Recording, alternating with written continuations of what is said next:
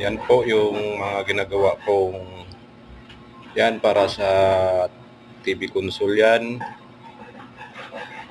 At may kasama yung dalawang bed frame.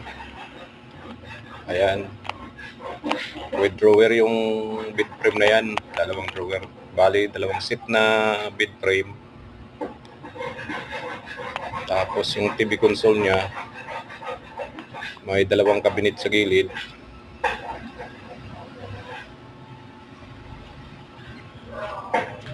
Na glass ang pinto. So guys, upgrade pa lang yan sa mga ginagawa ko. Thank you. Please watch and share.